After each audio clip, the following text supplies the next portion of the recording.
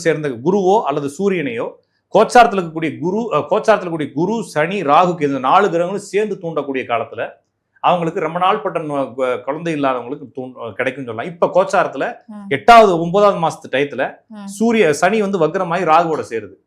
இப்ப 8வது மாசத்துக்கு அப்புறமா நிறைய குழந்தை இல்லாதவங்களுக்கு கடகடன் ஒரு 9 மாசத்துக்குள்ள குழந்தை பிறகு.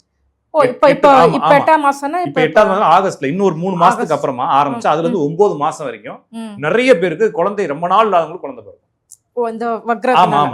கோச்சார கிரகங்களுடைய காம்பினேஷன் தாங்க மேட்டர். அப்ப இந்த இடத்துல வந்து 2 சேருது. சேர்ந்துட்டு திருப்பி 12வது மாசம் 3வது மாசத்துல ராகு இறங்கிடுது. அந்த அப்ப வந்து 8வது மாசத்துல இருந்து ஒரு அடுத்த வருஷம் 3வது மாசம் வரைக்கும் அப்ப 9, 10, 11, 12, 1, 2, 3 அப்ப 7, 8 மாசம் வரைக்கும் அந்த குழந்தை பிறக்கிறதுக்கான பாசிபிலிட்டிஸ் நிறைய பேருக்கு அது கொடுக்க போகுது. நிறைய பேர் குழந்தை பிறக்கும். இது வந்து ஒரு அவங்க மெடிக்கல் மிராக்கிளா நினைச்சுக்கலாம். ஆனா கிரகங்கள் செய்யறது அந்த வேலை. அதே மாதிரி இப்ப இருக்கிற குரு பயிற்சியில கூட